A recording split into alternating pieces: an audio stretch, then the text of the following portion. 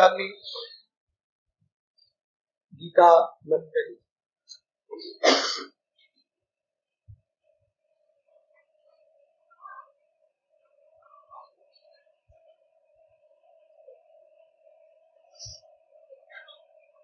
दूसरे अध्याय में प्रवेश किए हुए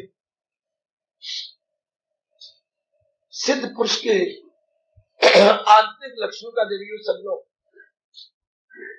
श्रवण करते करते भगवान जी ने हमें जोरदार चेतावनी दी। बड़ी जोरदार चेतावनी है। प्रभु अपने श्रद्धालुओं को विशेष शक्ति प्रदान कर रहे होंगे, तभी महाराज जी की ये जबरदस्त क्रांतिकारी एवं गुणकारी शर्त पूरी की जा सकती है। बड़ी जबरदस्त शर्त है, मन द्वारा संसार का चिंतन न करना। जितना सुनना आसान उतना अपनाना आसान नहीं। मन द्वारा अगर भगवान का चिंतन भगवान जी की कृपा से हो गया, आप एक आध में बैठकर सोचना, बाकी रह क्या गया। इंसान के पास तो एक मन है जो मनन करता है, सोचता है, विचारता है, संकल्प विकल्प करता है, ख्यालों के घोड़े दौड़ाता है। उसको भगवान के चिंतन में लगा दिया, बस जी बड़ी जल्दी प्रभु की जात में तलीन होता है। कितना आश्चर्य है मेरे सज्जनों, जो आनंद का घर भगवान सदा प्राप्त है उसकी तरफ ध्यान नहीं, और जो प्राणी पदार्थ प्राप्त नहीं और दुखदायी है दिन रात हम उनके लिए लगे रहते हैं। प्राप्त वस्तु की ओर ध्यान नहीं। सुनिए जरा महापुरुष क्या कहेंगे, वाह इंसान कमबख्त इंसान, प्राप्त वस्तु की ओर ध्यान नहीं, अप्राप्त के लिए दिन रात लगा हुआ। भगवान आनंद के घर है, प्राप्त है, आत्मा बन के हमारे पास है, और प्राणी पदार्थों के लिए कितने धक्के खाना पड़ता है, उनके लिए दिन रात लगा जा रहा है, और उनका परिणाम क्या है, अनित्यम आस।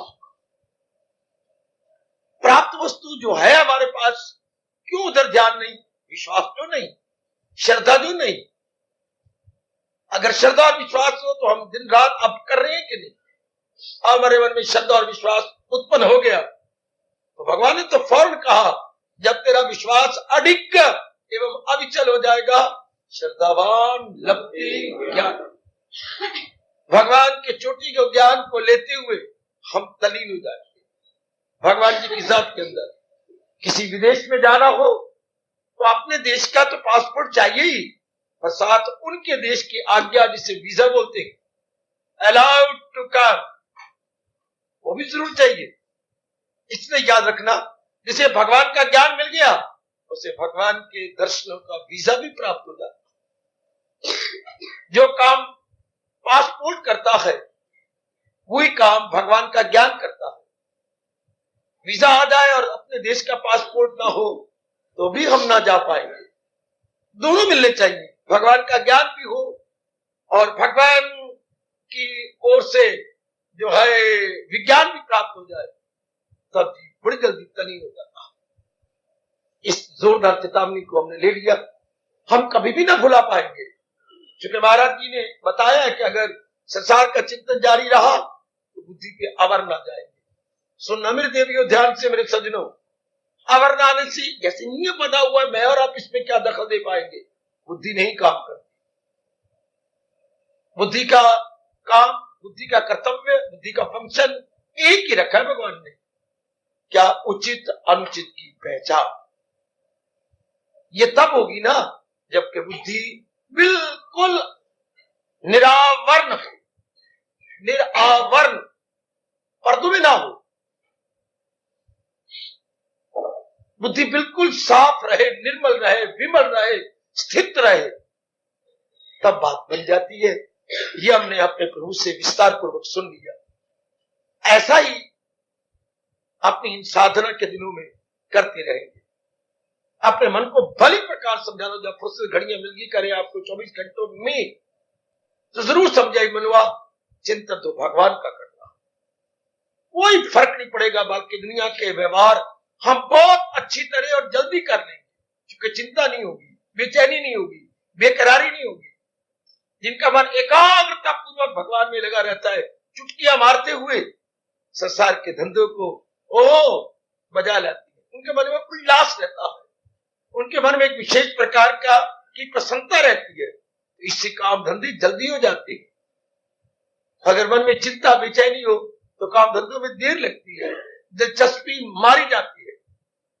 भगवान करे ऐसा ही ये चेतावनी सदा गर्मागर्म रहेगी हम सब के लिए, क्योंकि हम सब कल्याण का प्रकरण पर फिर आ जाएंगे। भगवान प्रकरण तो वही चल रहा है ना, सिद्ध पुरुष के लक्षण क्या है, इनको रुका स्थित प्रज्ञ, या हम बोले क्या बोला कल, स्थित में टिक गई प्रज्ञा में, बुद्धि जिसकी, बुद्धि और प्रज्ञा में इतना अंतर है जैसे सोने और कुंदन में अंतर है।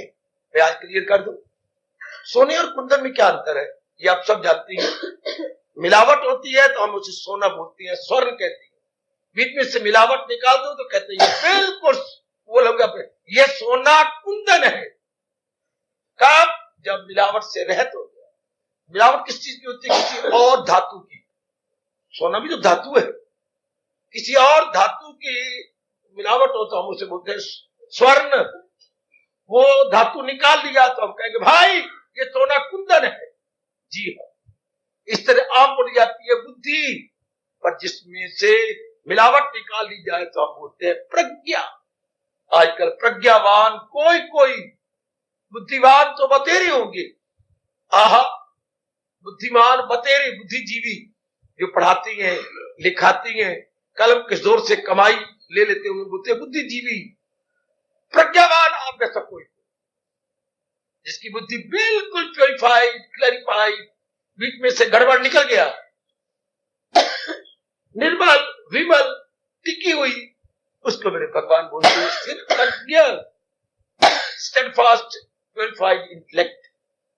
आओ उसी प्रसंग पे फिर लौट आए जिससे हमें बड़ा लाभ हो रहा है। क्या सिद्ध पुरुष के लक्षण क्या है? क्योंकि हम भी तो सिद्ध पुरुष बनकर अपना कल्याण किए जाते हैं, जैसे कि हमारे से पूर्वज हमारे से पूर्व अपना कल्याण कर गए, हम भी उन्हीं के पद चिन्हों पर चलकर अपना कल्याण कर रहे गए। लीजिए भगवान जी इसी बात को विस्तार पूर्वक कहने लगे। कैसे सिद्ध बन गए? बीच में ये चेतावनी आ गई थी ताकि हम अपने आप को गिराए नहीं। जैसे कोई इलाज कर डॉक्टर कहता खबरदार अब कभी सिगरेट नहीं पीना और शराब नहीं पीनी। हाँ, इसका एक शब्द बताइए। भारत में क्या जो सिगरेट भी नहीं पीता, किसी प्रकार का नशा नहीं करता, उसका एक शब्द क्या होता है? बीच बीच में बताता रहता हूं ताकि आपकी बुद्धि खुलती रहे। मैं ही लेके ना मर जाऊं अपने भारत के प्यारे प्यारे शब्दों को। जो किसी प्रकार का नशा न करता हो, न सिगरेट का, न शराब का, न और गड़बड़ चाहो, बड़े मद्य पदार्थ है। तो अंग्रेजी में होगा टीटो टालर। टीटो टालर बेटी क्या? टीटो टालर तो अंग्रेजी शब्द है, लेकिन अपना शब्द बोलिए भाषा का। वो टीटो टालर है अंग्रेजी। टीटो बड़ा अजीब शब्द बनाया अंग्रेजों ने, टीटो टालर अपना शब्द। सातवें आप मास्टर जी हैं, मैं क्या करूं? कई बार सुना है, मौके पर ना याद है। वैष्णव, आप जाते हैं होटल, वैष्णव होटल है जी, आप जानते हैं कि क्या मतलब? वहां पर कोई गड़बड़ नहीं, मांस नहीं, अंडा नहीं, शराब नहीं, तो ये वैष्णव होटल है। क्यों? भगवान को मानने वाला वैष्णव। इससे बढ़ के कोई शब्द भारत में नहीं सका। वो वैष्णव है जो किसी प्रकार का नशा न करता हो, शराब और आदि ये मांसाहारी भी ना हो, उसे बोलते हैं वैष्णव। तो ऐसे वैष्णव का आगे और वर्णन हो रहा है। रागवेश विषयानिंद्रई चरण आत्मवच्यै विधेयात्मा प्रसादम् अधिगच्छति। हरि ओम तत्सत्, हरि ओम तत्सत्, हरि ओम तत्सत्। सुनिए ध्यान से, एकाग्रतापूर्वक मेरे देवियों, स्वस्थ रहिए भी, आने का लाभ उठाइए। आप इस वक्त बड़ी कुर्बानी करके आते हैं। क्या कहा? अब उनमें राग द्वेष नहीं रहता। भगवान उसी प्रसंग को ले आ रहे हैं। अब उनमें राग द्वेष नहीं रहता। अच्छा, इंद्रियों से काम लेता है, पर किसी भी इंद्री के में अंदर ना राग है ना द्वेष है। ध्यान देना, ये हमें नहीं बताया गया। अंग तो थे हमारे, लेकिन हमें ये नहीं कहा गया इन अंगों का प्रयोग कैसे करना है। तो भगवान थोड़े रूप में बता रहे हैं, मैं विस्तार करता हूं। राग द्वेष से खाली करके, राग द्वेष से रह करके हमें इन अंगों का प्रयोग करना था। नहीं किया तो धक्के खाए। अच्छा, ऐसा जीव अपने जीवन के दिन प्रसन्नता पूर्वक गुजारता। हाय हाय, पता नहीं क्यों मेरे मन से नहीं निकलता। ये उपदेश मां बाप देते। जब मां ने दूध पिलाना शुरू की तो धीरे धीरे करके ये उपदेश साथ देती है कि घूंट में, पुत्र तो आया इस संसार में भगवान का भजन करने के लिए। बेटी, तेरे मेरा दूध पी करके भगवान का प्यारा बनना है। संसार में गंदी वृत्तियां उधर नहीं जाना मेरे बच्चे। संसार नाम राग का है, द्वेष का है। इतने थोड़े शब्दों में आप ना बता पाएंगे क्या संसार किसे कहती है, संसारिकता क्या है, what is the world and what is the worldliness. सोचा करो ऐसे बातों पर। What is the world and what is the worldliness. संसार क्या है, सांसारिकता क्या है। क्योंकि हम अब कल्याण कामी हैं, हमें अब गहराइयों में उतर जाना चाहिए। मेरे पीछे पीछे चलती चलो, कैसे समझा रहा हूं। संसार क्या है, संसार क्या है, संसारिकता क्या है। भाई, संसार क्या है, संसारिकता क्या है। संसार क्या है, राग और द्वेष का नाम संसार है। संसारिकता क्या है, इनमें उलझ जाना राग द्वेष के अंदर, इसी को संसारिकता बोलते हैं। राग द्वेष में जिसका एक एक अंग, बुद्धि, मन और 10 इंद्रियां, ये 12 उलझी हुई है, उनका एक शब्द क्या है, संसारिकता। और सोचो कितने अच्छे अच्छे शब्द व्यास जी ने हमें बताए। बुद्धि भी राग द्वेष में फंस गई है, अच्छा, मन भी राग द्वेष में फंस गया है जी, और हमारे 10 अंग, 5 ज्ञान, 5 कर्म इंद्रियां, ये सारे फंस गई है। उनका एक वन वर्ड। कई बार मैंने बताया, मौके पर आप भूल जाते हैं जी। शाबाश, प्रपंची, बहुत सुंदर। हम कहते हैं वो परले दर्जे का प्रपंची है, अर्थात 5 तत्वों से बने हुए प्राणी पदार्थों में खलता है। आग, पानी, हवा, मिट्टी और आकाश, ये हो गया 5 तत्व। इनमें जो गलतान, उसे बोलते हैं प्रपंची। बहुत प्यारा शब्द है। जिसकी बुद्धि में निर्णय संसार का गए, मन में संकल्प कर्म संसार के गए, और कर्म करता है संसार के लिए, संसार में उलझ कर। क्योंकि संसार नाम है 5 तत्वों से बने हुए पुतलों का, 5 तत्वों से बने हुए पुतलों का। 7वें अध्याय भगवान ने क्लियर किया, इन 8 हिस्सों में फितरत में जो इन्हीं में गलता है, परले दर्जे का प्रपंची है। परले दर्जे का संसारी से भी शब्द अच्छा है, प्रपंची, उलझ गया है। अब हमें भगवान जी ने और बताया, देखिए जरा क्या पद्य अनुवाद हुआ है, फिर हम जाकर सुने। जो करता है महसूस दुनिया से, ये नहीं कि दुनिया से निकल गया। वो सुनना मेरे देवी, सब समझो जरा। दुनिया की शायद दुनिया में रहता है, गृहस्थाश्रम में रहता है, समाज में रहता है। हम लोग 3 जगह 24 घंटे में रहते हैं, पता है आपको। व्यक्तिगत, जो अपने तक है, फिर पारिवारिक, फिर सामाजिक। हम 3 जगह घूमती हैं। कुछ काम हमारे व्यक्तिगत है, हाँ, इंडिविजुअली। कुछ काम हमारे डोमेस्टिकली है, पारिवारिक। कुछ काम हमारे सोशली है, क्या, सामाजिक। व्यक्तिगत कार्य, पारिवारिक कार्य और सामाजिक कार्य। अब मेरे भगवान कहते हैं इन तीनों क्षेत्रों में, व्यक्तिगत क्षेत्र, पारिवारिक क्षेत्र और सामाजिक क्षेत्र, इन तीनों क्षेत्रों में हम 24 घंटे में घूमते हैं। हाँ, ये तीनों क्षेत्रों में जो घूम रहा है उसकी तरफ इशारा करते भगवान कहते हैं जो करता है महसूस दुनिया, इन तीनों क्षेत्रों में घूमता है। ये मुझे अरमान है कि माँ बाप ये बताते, बल्कि मैं यहां तक भगवान से गिड़गिड़ा के कहता हूं, कह चुका हूं, नहीं भगवान मानते, औलाद उसी की होनी चाहिए जिनके माँ बाप ज्ञानवान, वरना क्या गधे खोते पैदा हो जाएंगे, समाज में हलचल मचाएंगे, समाज के लिए भी हानिकारक, माँ बाप के लिए भी हानिकारक, और ऐसे गंदे बच्चे जो रजोगुणी होंगे अपने लिए भी हानिकारक। पता नहीं भगवान क्यों पैदा करते जा रहा है, वो जाने, हमारी बुद्धि तो फेल।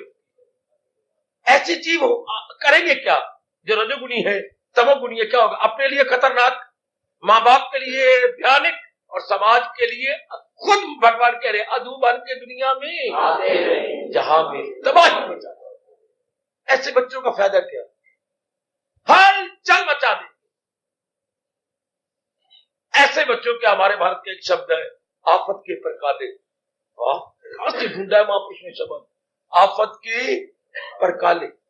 ये आफत की प्रकाले, अपने लिए आफत, परिवार के लिए आफत और समाज के लिए आफत। ये कब होगा? जब कोई भगवान की ओर न झुककर केवल कंचन कामी कीर्ति की ओर झुका होगा। तो आफत के प्रकाले, समाज के बोझ, प्रभु की मर्जी। शुरू से माँ बाप बताते क्या, रहो, आया तू संसार में, हाँ, और तेरे अपने में, परिवार में और समाज में रहना होगा। लेकिन एक बात है, भगवान शब्द बता रहे हैं जो करता है महसूस दुनिया की सैर। अब देखिए ये जरूरी बात, जरूरी नहीं अनिवार्य बात, ना उल्फत किसी से है जिसको ना ये है करोड़ों अरबों की बात। और सुन लो मेरी देवी, अगर सो रही हो तो वाल अपने जोर लेट लेके पटो, उखेड़ो अपने वालों को। यह हमें किसी ने नहीं बताया जो प्रभु जी हमें अब बता रहे हैं। करता तो है, देखता है, देखता है बिना राग द्वेष के, सुनता है, समाज में देख रहे हम देखेंगे ना, हाँ, तो ना आंखों में राग होगा न द्वेष होगा, हमारा तकना नहीं होगा। Simply to see and not to look. Look में यही होता है कि बड़े ध्यान से अपलक नेत्रों से किसी को देखते रहती है, मोह, अपलक नेत्रों से किसी को देखना, मोह बढ़ता जाएगा, मोह बढ़ता जाएगा, मोह बढ़ता जाएगा। इसे तकना बोलते हैं, इसे बोलते हैं ललचाई हुई नजरों से देखना। देखना कुछ और है, तो आंख से देखना है, इंद्रिय से काम लेना, लेकिन राग द्वेष से नहीं। गुड, कानों से सुनना, राग द्वेष से नहीं। ऐसा बिठा दिया प्रभु ने। इस तरह एक एक अंग से काम लेना है। ये ध्यान से, मैं राग पूर्वक तो नहीं किसी को चीज दे रहा, हाथों में बड़ा काम करना, और द्वेष पूर्वक तो नहीं किसी से कुछ कह रहा। जो मैं हाथों से ले दे रहा हूं इसमें राग तो नहीं, द्वेष तो नहीं। किसी ब्राह्मण देवता ने हमें नहीं बताया। प्रभु तो घर में आते थे, लेकिन ऐसा बताता ही कोई नहीं। यूनिवर्सिटी में बताते, कॉलेज में बताते, स्कूलों में, ये कोई मैनर की विद्या देता ही नहीं कि आगे समाज में रहना है, कैसे रहोगे? राग द्वेष को छोड़कर, अट्रैक्शन रिपल्शन को छोड़कर, रगबत और नफरत में जाकर नहीं। मर गया ना इंसान। एक एक अंग से राग द्वेष में काम किया। और हमारे दुनिया बनाने वाला कह रहा है जो करता है महसूस दुनिया की सैर, न उल्फत किसी से जिसको न है, उसका किसी के साथ राग द्वेष नहीं है। सिर सड़ा गई दुनिया जिसने राग द्वेष छोड़, दुनिया शर्मिंदा होकर रह गई।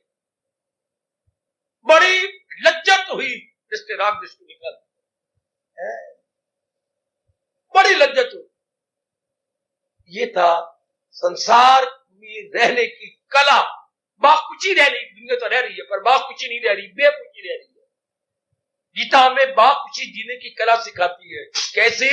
एक एक अंग से हमें, अच्छा एक एक अंग दिया है तो भगवान काम नहीं ले, दिए क्यों? काम तो लेना है पर राग द्वेष को छोड़कर।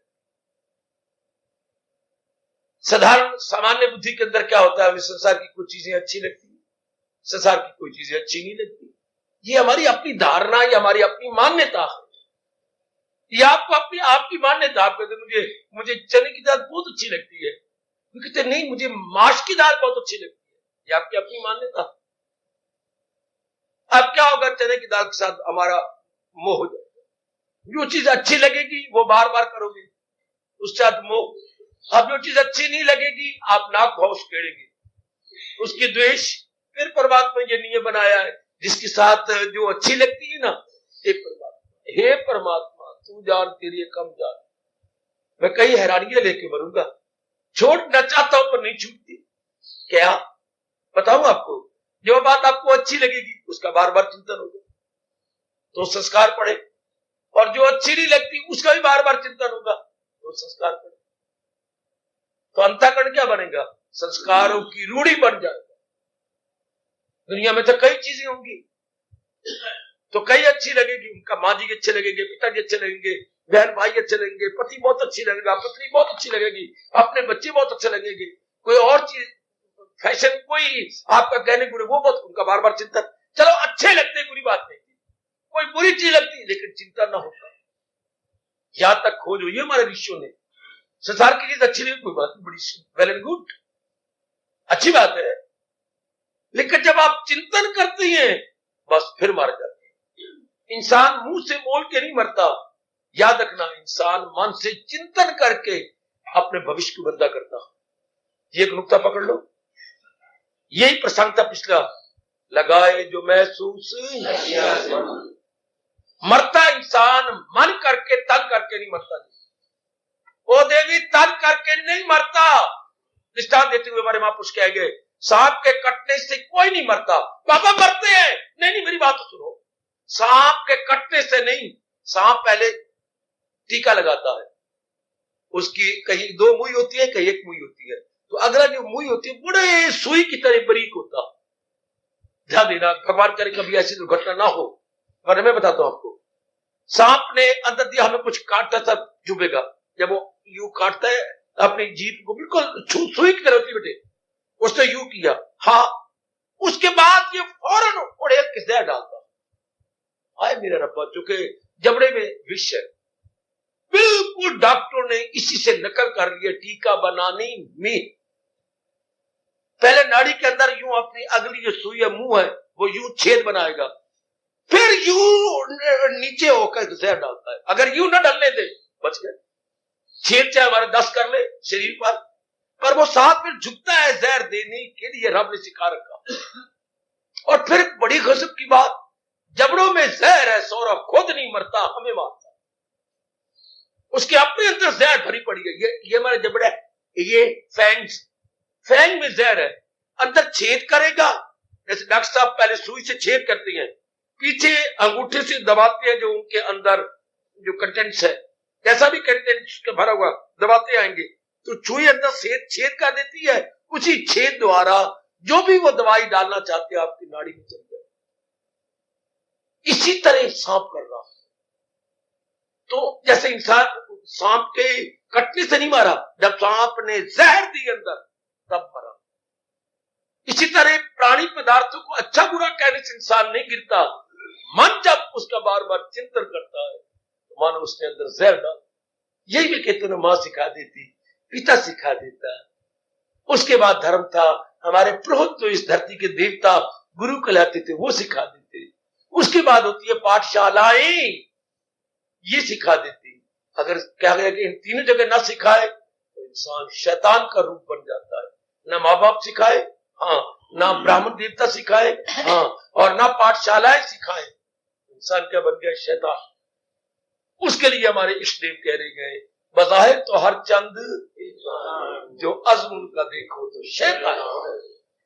अगर उनके इरादों और विचारों को देखो, बाजार मैंने बाहर भी एपरेंटली, बाह्य रूप से तो सारे हमें इंसान नजर आएंगे, पर अगर गौर से देखें इनमें शैतान बहुत है। क्या इनके इरादे, इनके विचार, इनके उद्वेग है क्या असरों वाले, शैतानों वाले? अगर इनको गौर से देखे, कोई काम का चिंतन कर रहा है, क्रोध का, मोह का, लोभ का, अहंकार का, निंदा का, मत्सर का, चोरी का, यारी का, बुघस का, हाय गंदा, और कोई प्रेम का, भक्ति का, जाप का, वैराग का, ध्यान का, तो कितना अंतर हुई। एक में ये चिंतन चल रहा है और एक में वो चिंतन चल रहा है। इंसान मरा मन से, न कि तन की अंगूठ से नहीं मरता। हम किसी को अच्छा बुरा कहे नहीं मरेंगे अगर मन न चिंतन। पकड़ लो ये बात हो मेरी देवियों, पकड़ लो मेरे कल्याण का भी सजनों। सिद्ध के लक्षण कौन बताएगा? भगवान के लिए। कितनी चोटी की बात है, भारत के अंदर है, भारतवासी लाभ ही नहीं उठाते। रिसर्च तो इस बात की होनी चाहिए थी। बाकी रिसर्च के बाद में सबसे पहले ये रिसर्च खुशी जिंदगी के दिन कैसे काटे जाएं, ये सब का तकिया कलाम होना चाहिए था। मैं जिंदगी के दिन मांग के भगवान से लाया हूं। मैंने शब्द मांग क्यों कहा? हमारे ऋषियों ने शब्द क्यों लगाया? हम भगवान से मांग के दिन लाए हैं। सोचो ना,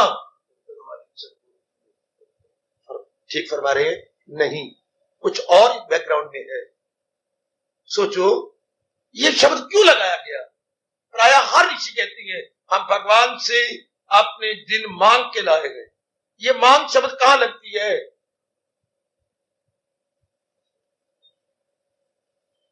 थोड़ी सी चोट मुझे लगती है जब आप छोटी छोटी बातें नहीं बताते। ठीक फरमाते हैं, पर सारे झल्ले बन रहे हो, अपनी उम्र का तकाजा न लेना। काका शब्द मांग क्यों कहा? उन्होंने और शब्द क्यों नहीं लगाया? ये क्यों शब्द लगाया गया? गुप्ता जी बोलो ना बेटे, ये वेरी वर्ल्ड मांग क्यों लगा? कोई और शब्द लगा देती। उनका बड़ा भला है ऋषियों ने, जिन्होंने ये शब्द दिया है। सुनो, अब कभी ना भूलना, मांग शब्द कब होता है? जब हमने वापस जाना। मैं मांग के लाया हूं, वापस देना ऋषि को। ये टोपा मेरा है, अर्थात मैं मांग के नहीं लाया। और अगर मैंने वापस करना तो क्या कहूंगा? ये मैं मांग। आप तो सियाने बन जाओ, भाई आप तो सियानी बन जा।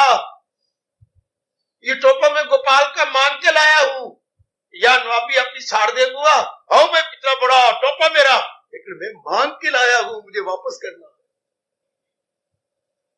और जो चीज मांग न करें, ये मेरा अपना टोपा है। शरीर हमारा अपना नहीं, वासना पूरी करने के लिए हम मांग के लाए, ताकि जीव को याद रहे कि शरीर मेरा नहीं है, ये तो मांगवा है। मांगवा पंजाबी बोल लेते हैं, ये तो मांगवा है, अर्थात मुझे इसे वापस देना।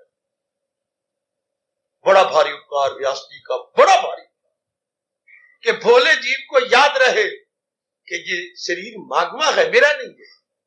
This body belong to Almighty।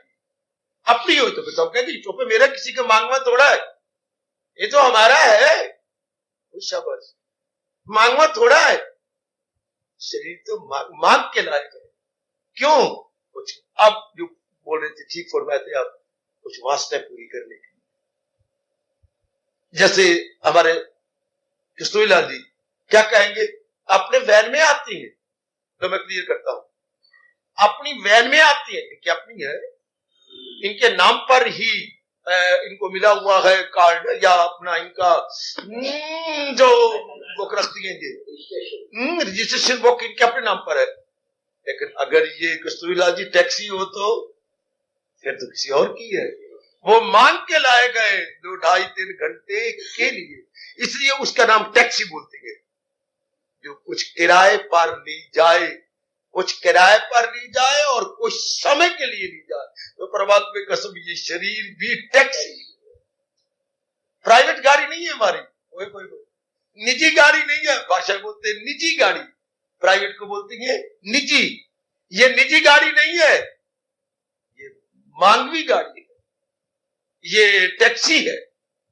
Body just like a taxi, जो भगवान से मांगी गई है अपनी वासना पूरी करने की। बहुत प्यारा शब्द है। तो हम ये मांग के लाए गए, कुछ वासना इसके द्वारा पूरी करनी है जी। बाबा प्रश्न हो सकता है आपकी ओर से, अगर मांग के लाए हैं तो भगवान जी वापस नहीं लेते हैं, तो फिर वो शरीर ले लिया करे?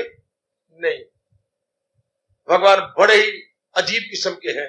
कहते तूने इससे गंदी मंदी कामना पूरी की है, कुछ अच्छी कुछ बुरी, इसलिए ये झूठी चीज मैं नहीं लूंगा, इसे सुच्ची करके शमशान में साड़ के लूंगा। आए मेरे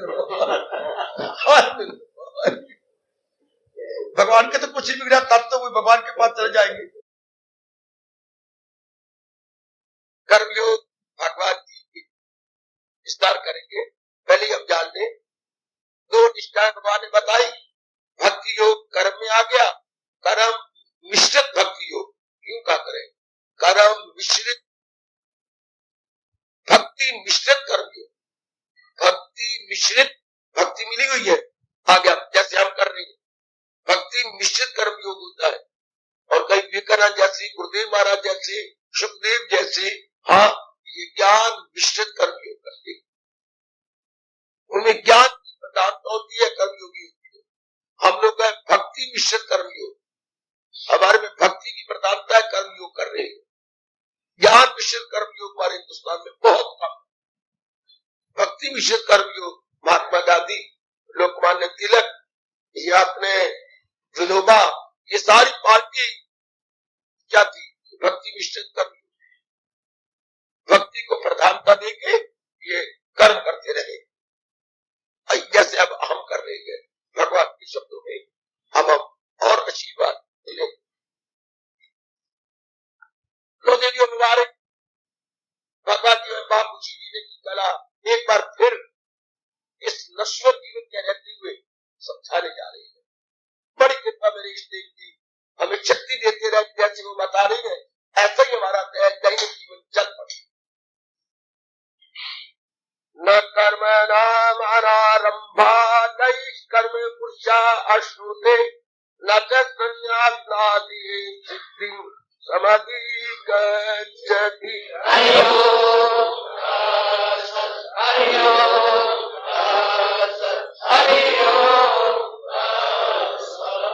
अति सुंदर, ध्यान देना भाई सब।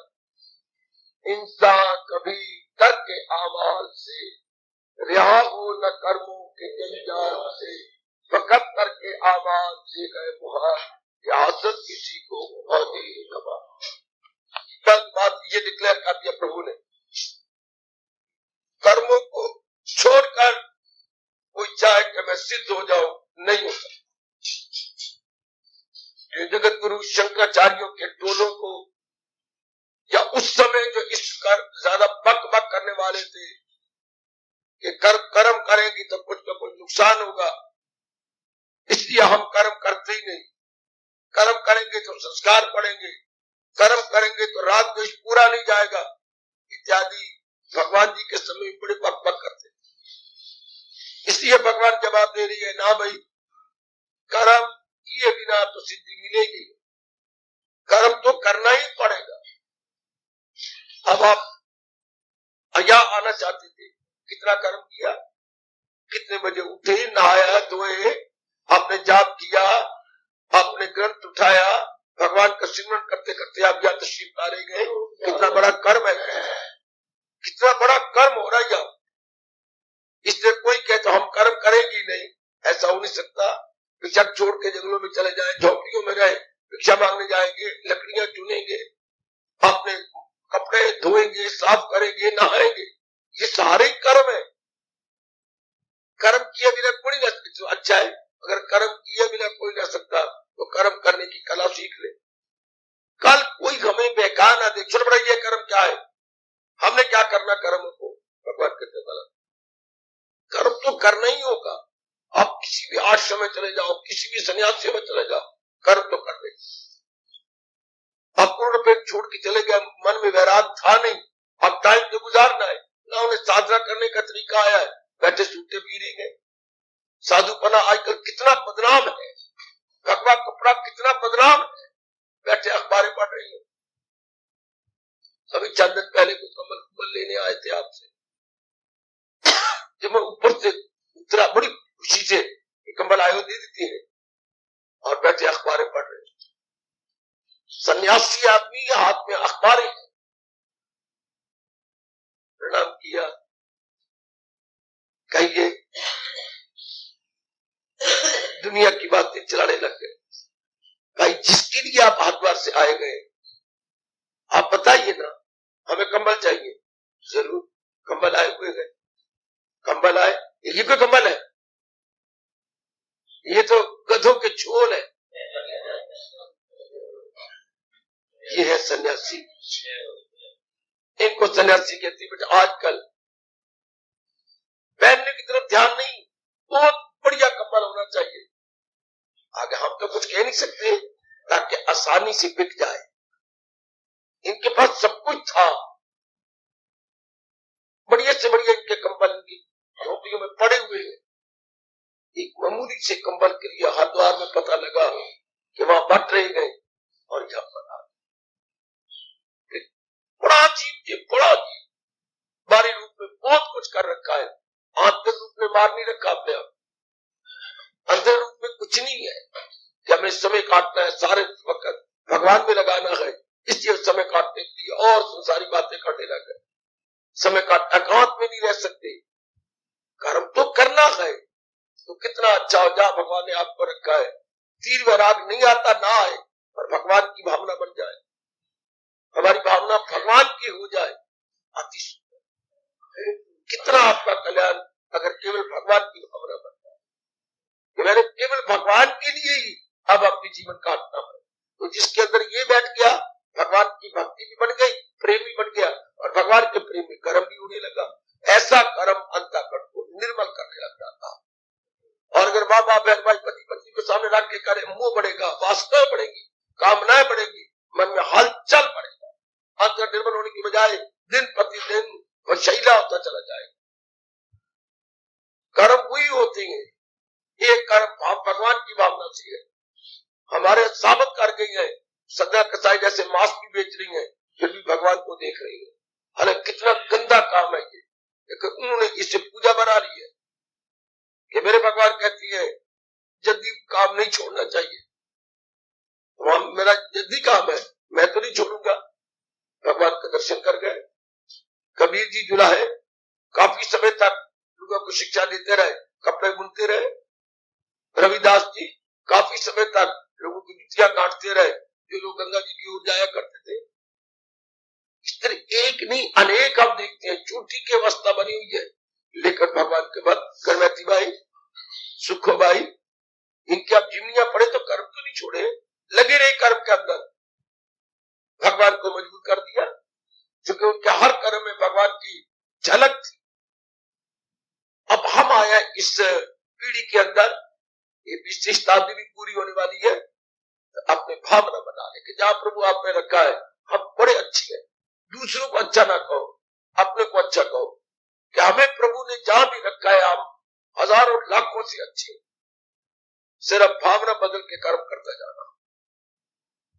हमने भावना बदलनी, जहां भी कभी बुरा भला कहो, मैं औरत बन गई, मैं मां बन गई, मैं ऐसे गंदे घराने में आ गई, नहीं।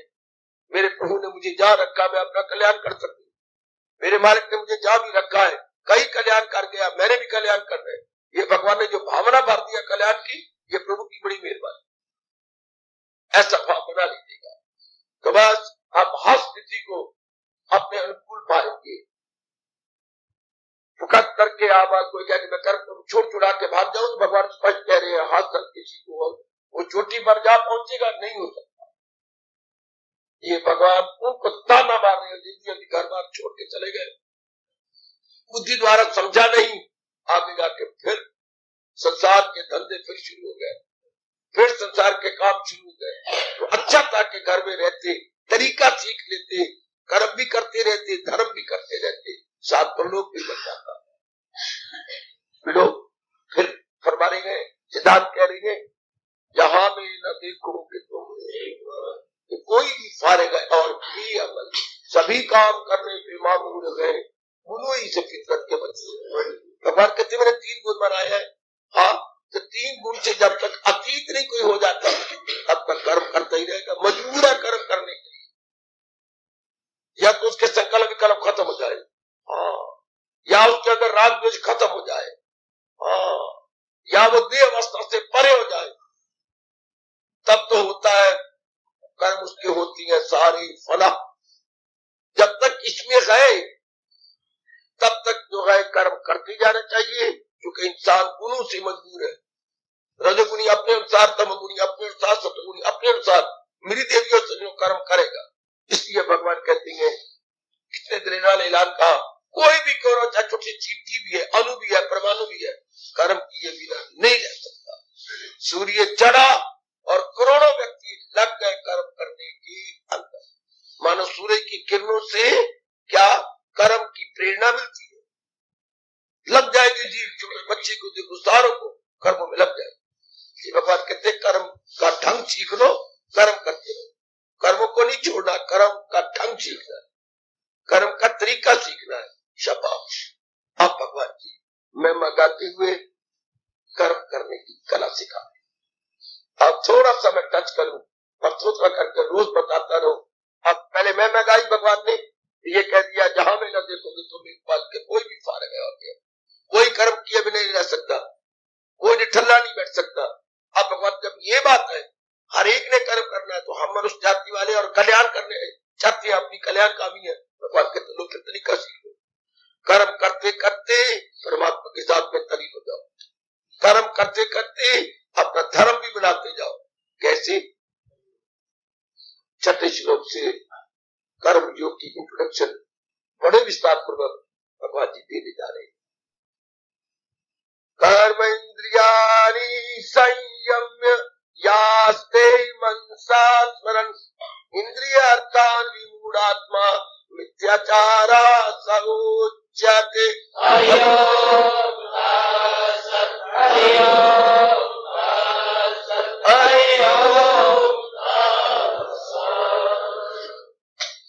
ध्यान से देना भी शुरू होगी। कर्मयोग भगवान ने आज पाठ दिया छठे श्लोक से। एक इंसान काफी अपने धंधे छोड़ देता है परिवार के अंदर, या मानो घर बार भी छोड़ गया। मेरी बेटी काफी कर्म छोड़ देती है, मेरे भाई काफी कर्म छोड़ देते हैं। ठीक, अब भगवान उसके नजदीक आते हैं, भेज दुकान पे नहीं आते, मैंने क्या करना जी, दुकान तो दूर का, काका जाने, काका कब जाने। फिर भगवान भेष बदलती है, तो बिल्कुल जंगल में आ गए।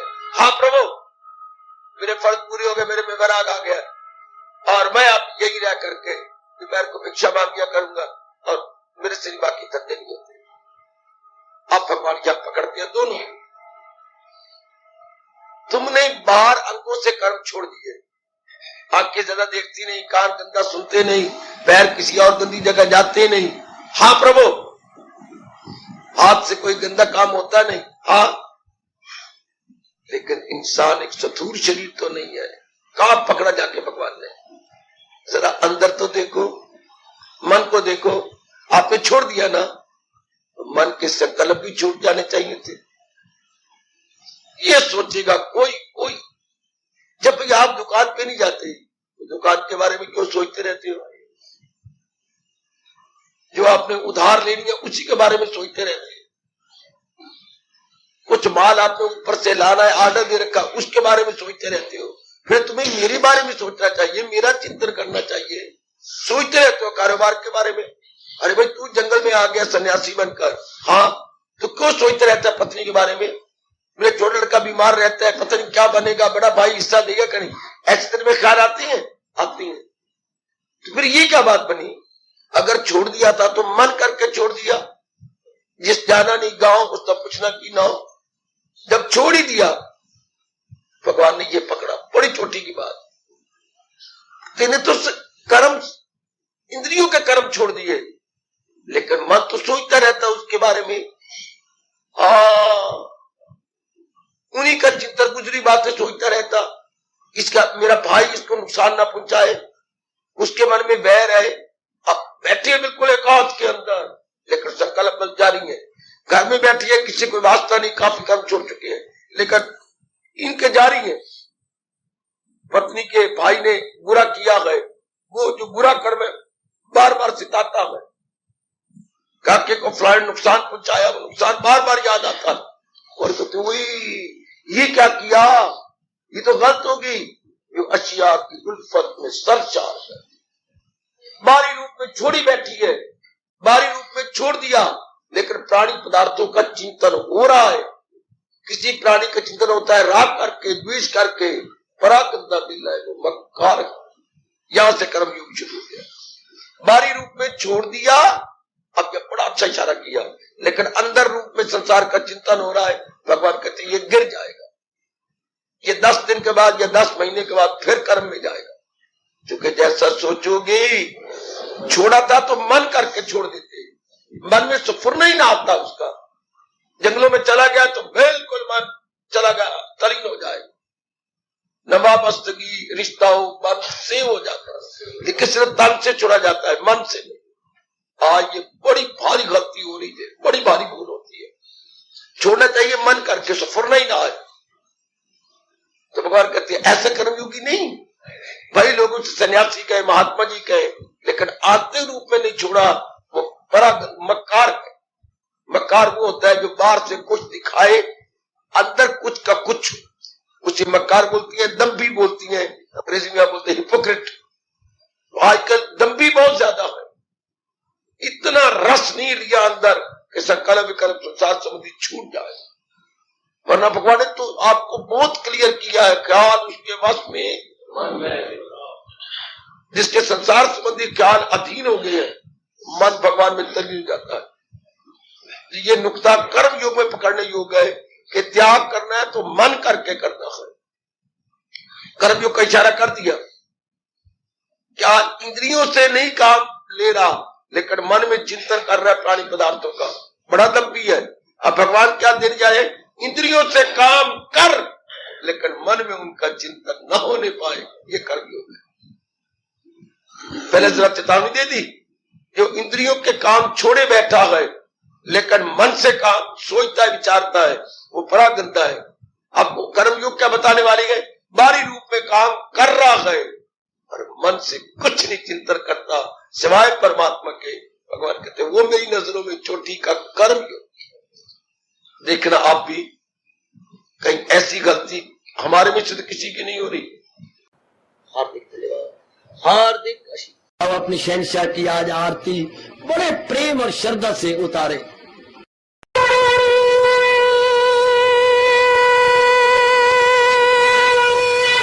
ओम जय जगदीश जय हरे स्वामी जय दीना लात हरे भगत दास जनों के अवगुण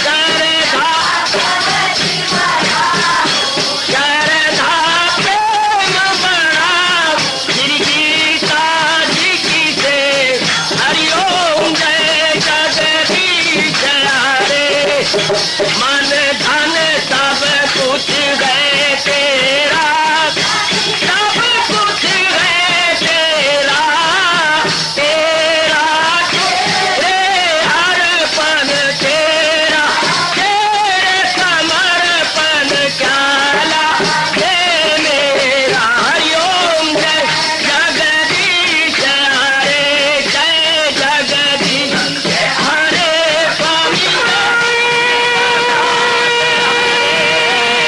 भगत जनों के संकट